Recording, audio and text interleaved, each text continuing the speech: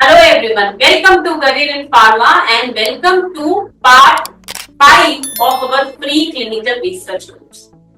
तो वो सारे लोग जो नए हैं इस चैनल में, let me tell you, at Career in Pharma we are providing guidance, counseling and we have different programs available for healthcare professionals, doctors and life science graduates if they really look forward to make a career inside pharmaceutical industry. And this is our free clinical research course series part number 5. Part number 4 में हमने बात करी थी what is IRB, उसकी क्या responsibilities होती हैं, what is investigator brochure और व्हाट इज प्रोटोकॉल। और उसमें हमने एक फ्री सैंपल प्रोटोकॉल लोगों को प्रोवाइड कराया था जहां से वो समझ पाए कि एक्चुअली प्रोटोकॉल दिखता कैसे है। वो एक सैंपल प्रोटोकॉल था। So if you are someone जिनको कुछ आइडिया ही नहीं है कि प्रोटोकॉल क्या होता है और हमने पार्ट 4 में क्या बात करी, तो I would suggest before watching this part 5 go back and watch part number 4 जहां से आपको एक free PDF on sample protocol मिल सकता है। ऑल्सो इस पार्ट 5 में भी we have a free sample of something. What is that? We'll tell you towards the end. But please watch this video till the end. तो आज की video में हम बात करेंगे what are different roles and responsibilities of different clinical trial members.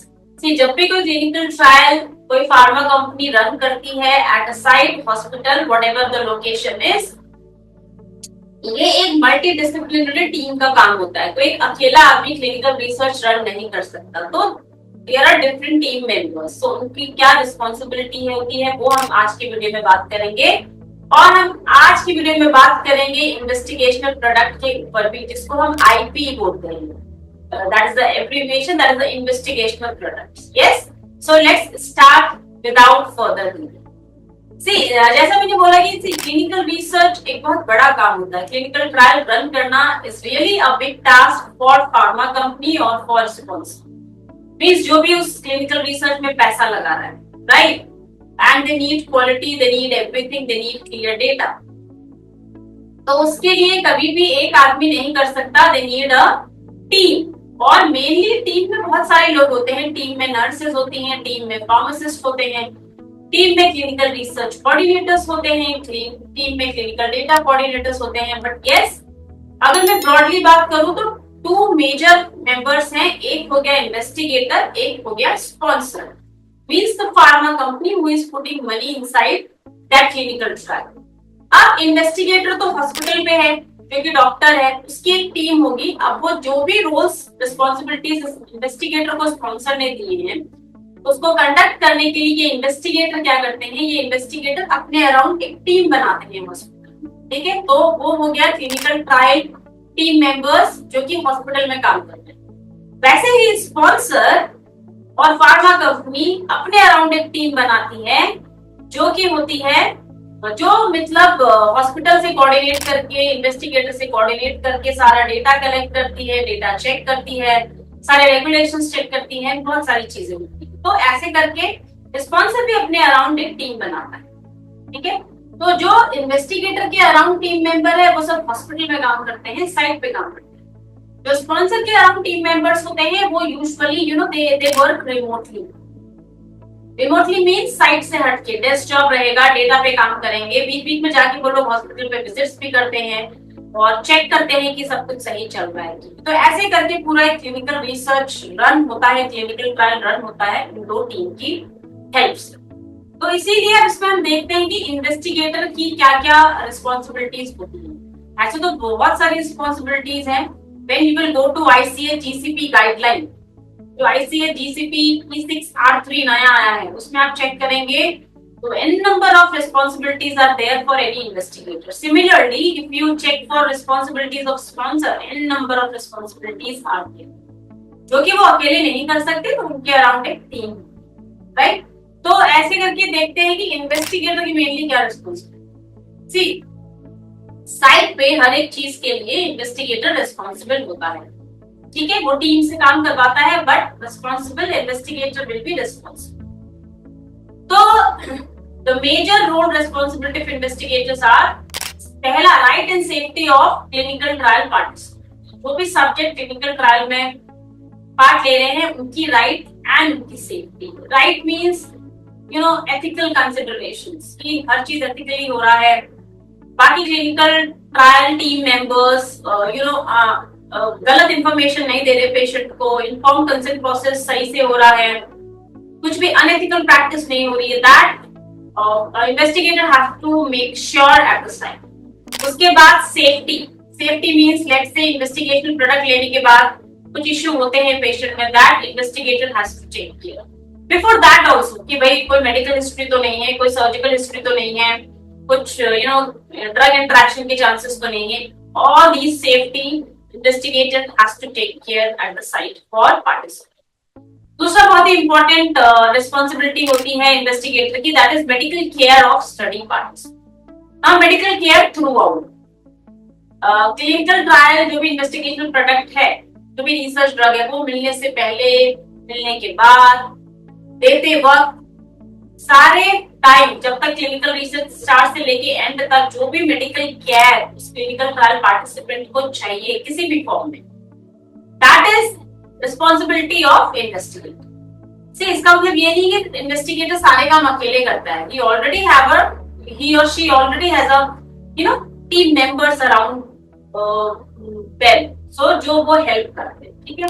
तीसरी responsibility है compliance with protocol. ये बहुत ही इंपॉर्टेंट रिस्पॉन्सिबिलिटी है। Investigator has to make sure कि साइट पे जो भी चीजें हो रही हैं वो प्रोटोकॉल के अकॉर्डिंग हो रही हैं। सारे team member, clinical research coordinator, clinical trial coordinator, clinical research nurses, pharmacist, person who is handling IP, every person is going as per protocol that investigator has to make sure at the site. चौथा बहुत ही important role है investigator का, that is use of investigational product. Means जो research drug है जिसके ऊपर research होने वाली है उसको यूज कैसे करना है, उसको स्टोर कैसे करना है, उसकी क्वालिटी चेक करना, देखना कि लोग उसको सही से यूज कर रहे हैं, पूरी team member, that is the ultimate responsibility of investigator. And then randomization and blinding. Next one is randomization and blinding. Means क्या होता है किसी भी क्लिनिकल ट्रायल में, जब कोई भी clinical trial product, investigational product patient को देते हैं तो उसका रैंडमाइजेशन किया जाता है। Why? So that कोई बायस ना हो इन्वेस्टिगेटर के साइड से, हॉस्पिटल के साइड से। So randomization होता है, blinding होता है, that we can discuss in another video. That randomization, blinding का सारा काम investigator ही करता है। Sixth responsibility is informed consent. Means informed consent लेने के अराउंड जितना भी काम होता है वो सारा टेक केयर करना होता है इन्वेस्टिगेटर को। डेफिनेटली पूरी टीम होती है काम करने के लिए, but investigator has to make sure कि ये सारा काम सही से जा रहा है as per data, whatever the sponsor wanted, as per that they are collecting, as per protocol, everything is good.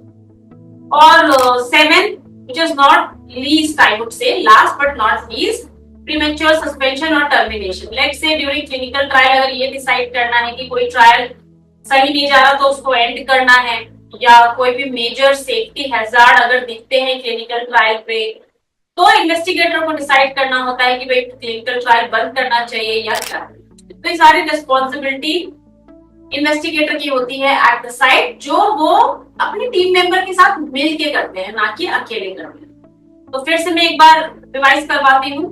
पहली रिस्पॉन्सिबिलिटी थी right and safety of trial participant, then medical care of study participants, then compliance with protocol, then use of investigational product, then randomization and blinding, sixth one is informed consent, and seventh is premature suspension or termination of any study.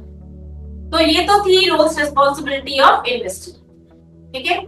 Around team member पे हम नहीं जाएंगे, this is again going to be very much deep thing, जो कि इतना कोई पूछेगा नहीं आपसे इंटरव्यू में। तो measure of investigator and sponsor का रिस्पॉन्सिबिलिटी याद। अब चलिए बात करते हैं स्पॉन्सर की क्या रिस्पॉन्सिबिलिटी। स्पॉन्सर क्या होता है? Sponsor means as the name is suggesting anyone who is a sponsor, right, जो मनी एक्चुअली दे रहा है क्लिनिकल ट्रायल रन करने में। तो वो मेजॉरिटी ऑफ द केसेस में फार्मा कंपनीज होती हैं जो कि ट्रायल रन करती हैं। तो स्पॉन्सर की क्या रोल्स रिस्पॉन्सिबिलिटीज होती है? पहला, डेटा एंड सेफ्टी मॉनिटरिंग। पूरा जो भी डेटा कलेक्ट हो रहा है साइट से, उस डेटा की monitoring, collection, validity, everything is a responsibility of sponsor. Second, quality insurance and quality control. Mean site पे जो भी क्लिनिकल ट्रायल रन कर रहा है उसकी क्वालिटी को इंश्योर करना is the responsibility of sponsor. अगर क्वालिटी में कोई problem I, that is not a responsibility of investigator, that is a responsibility of sponsor. तीसरा, स्टडी डिजाइन एंड मैनेजमेंट। पूरी स्टडी को डिजाइन करना, उसको मैनेज करना, it's all responsibility of sponsor. Fourth one is transfer of trial related obligations. Means let's से कोई भी role change हो रहे हैं बीच में एट द साइट, तो वो रोल ट्रांसफर करना, न्यू हायरिंग करना, एवरीथिंग लाइज ऑन स्पॉन्सर। ये इन्वेस्टिगेटर की रिस्पॉन्सिबिलिटी नहीं है। Fifth one is designating appropriately qualified medical personnel. Yes, so at the site कोई भी नई हायरिंग चाहिए या कोई भी नया स्टाफ चाहिए या नए मेडिकल प्रोफेशनल्स चाहिए या कोई भी टीम मेंबर चाहिए, that is the responsibility of sponsor. So इसके अंदर बहुत सारी डिटेल है, अगर आप इतने भी याद कर ले तो बहुत है। आगे आईसीए, जीसीपी, E6 में आप जाके देखेंगे तो एक एक रिस्पॉन्सिबिलिटी को बहुत ही डिटेल में दिया गया। ठीक है, आप दूसरे टॉपिक की बात करते हैं जो कि है इन्वेस्टिगेशनल प्रोडक्ट। ओके, सो इन्वेस्टिगेशनल प्रोडक्ट क्या होता है, जिसको हम आईपी भी बोलते हैं, short is IP. Investigational product होता है वो प्रोडक्ट, वो ड्रग जिसके ऊपर इन्वेस्टिगेशन होने वाली है, राइट। सो बहुत ही सिंपल टर्म में, जिस दवाई के ऊपर रिसर्च चल रही है, that is a investigational product. Very simple. अगर मैं कोविड-19 वैक्सीन का एग्जांपल लूं, तो जो भी कोवैक्सीन ये सब जो मार्केट में आई हैं, वो ड्यूरिंग क्लिनिकल ट्रायल वो एक आईपी उसको हम बोल सकते हैं, इन्वेस्टिगेशनल प्रोडक्ट। ठीक है, अब इन्वेस्टिगेशनल प्रोडक्ट के अराउंड बहुत सारी चीजें हैं, जैसा कि उसको किस टेम्परेचर में स्टोर करना है, उसकी हैंडलिंग कैसी होनी चाहिए, साइट पे हॉस्पिटल पे क्या क्या इंतजाम होने चाहिए किसी भी इन्वेस्टिगेशन प्रोडक्ट के लिए, और एक्चुअल में इन्वेस्टिगेशन प्रोडक्ट साइट पे किसकी जिम्मेदारी है उसको ध्यान रखना। ये सारी चीजें you can get in a PDF form.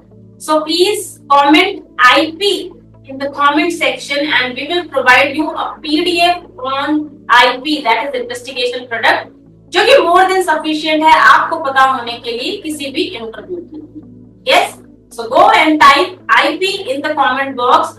We will provide you a PDF of investigational product. Okay, जो कि बहुत ही छोटा सा PDF है, जो अगर आप पढ़ ले तो आपके इंटरव्यू आप बड़े आसानी से इंटरव्यू क्लियर कर सकते। ठीक है, तो इसके ऊपर I will not go into much detail. तो ये तो था आज के वीडियो के बारे में, जहां पे हमने डिस्कस किया what are the roles responsibility of investigator and sponsor and what actually is investigational product, और इन्वेस्टिगेशनल प्रोडक्ट को कैसे रखना चाहिए साइट में, कैसे उसकी हैंडलिंग करनी चाहिए। इसके लिए again type comment IP, my team will provide you a free PDF on investigational product, जिसको आप पढ़ लें, which is more than sufficient to clear any interview for clinical research. Yes, so that is all about today's video, and I hope you like this topic. Again, it is an important interview topic actually. मैं सारी चीजें नहीं बता रही हूँ इन free research course में. Whatever is important to clear interview and to get a job, that only I am covering in these free clinical research course. अगर मैं एक एक चीज कवर करने लगूँ तो I would say कि 20 पार्ट भी कम है। So I want to wind up this free clinical research course like 6 और 7 पार्ट्स में, जहाँ पे मैं कोशिश कर रही हूँ कि मैं सारी चीजें शॉर्ट फॉर्म में आपके लिए कवर कर सकूं, जो कि आपको इंटरव्यू क्लियर करने में इजी रहे, आपको टफ न लगे चीजें याद करने। ठीक है, so if you really like this video, please go share this video with your friends and don't forget to subscribe and hit a like button. And please share this series of our preclinical research course with your friends also. I bet you this is going to be a game changer in your life if you look forward for a job inside clinical research industry. And don't forget to type IP in the comment box. My team is ready with a free PDF on investigation. That's all for this video. फिर मिलेंगे एक नए topic के साथ, next part के साथ। Till the time I come again, till that time, have a nice day. Bye.